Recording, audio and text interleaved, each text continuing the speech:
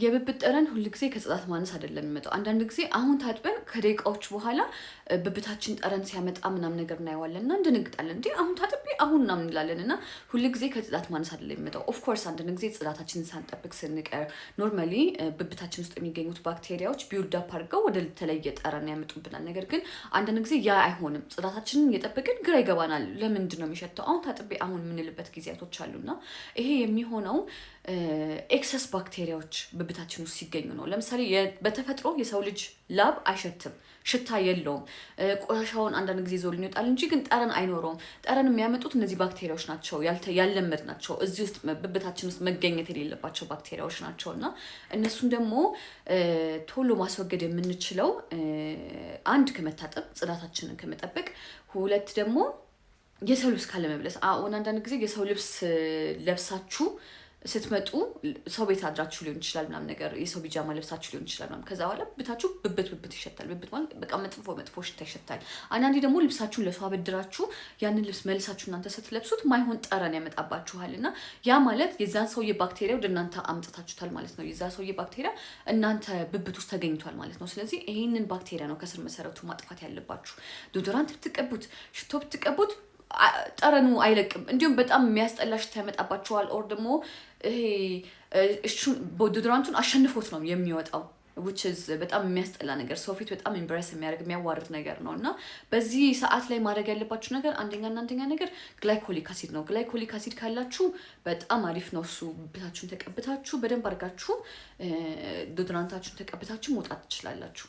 ግላይኮሊክ አሲድ ከሌላችሁ ደግሞ ሎሚ 10 ብር 5 ብር የሚገዛውን ሎሚ ገዝታችሁ ለሁለት ከፍላችሁ ብብታችሁን በደንብ አድርጋችሁ ተቀብታችሁ ከዛ ኋላ ዶዶራንታችሁን ተቀብታችሁ መውጣት ትችላላችሁ። ኢቭን ዶዶራንት ባትቀቡም ሎሚያችሁን ተቀብታችሁ ከወጣችሁ ኢትስ በጣም a good thing፣ አሪፍ ነው። ባክቴሪያውን ሙሉ ለሙሉ ነው የሚያጠፋላችሁ።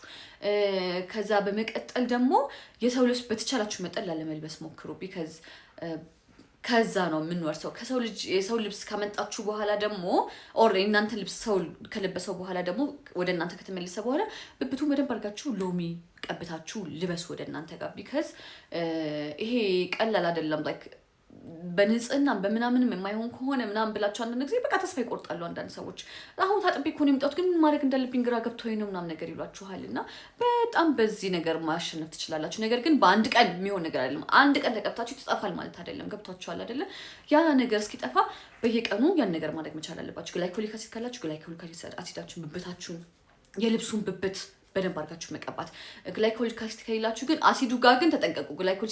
ግላይኮሊክ አሲድ ከሆነ የምትጠቀሙት ልብሳችሁ ላይ ተጠንቀቁ። ቢካዝ ኢትስ አሲድ አንዳንዴ ሪያክት ሊያደርግ ይችላል። ሎሚ ከሆነ ግን በደንብ አድርጋችሁ ብብቱን ቀብታችሁ እናንተም ብብታችሁን ተቀብታችሁ ተጣጥባችሁ ስትጨርሱ በቃ ሎሚያችሁን አድርጋችሁ የልብሳችሁን አድርጋችሁ ዶዶራንት ካላችሁ ዶዶራንታችሁን አድርጋችሁ ከሌላችሁም ደግሞ ኢትስ ኦኬ ሎሚውን በደንብ አድርጋችሁ ዝም ብላችሁ ነካም አይደለም፣ በደንብ አድርጋችሁ የብብታችሁን አካባቢ ተቀብታችሁ በመውጣት ጥሩ መሽተት ትችላላችሁ። አንዳንድ ጊዜ በሽቶ በዶዶራንት ብቻ አይደለም ጥሩ ነገር የሚመጣው፣ ጽዳትን በመጠበቅ ጽዳታችንን ደግሞ የሚያውክብን ነገር ሲመጣ ደግሞ ከስር መሰረቱ መንቀል አለብን ብዬ አስባለሁ። I hope this helped you because እኔን ስለረዳኝ ነው። ይሄ ይረዳችኋል፣ ይጠቅማችኋል ብዬ አስባለሁ። በሌላ ቪዲዮ እስክንገናኝ ባይ ጋይስ።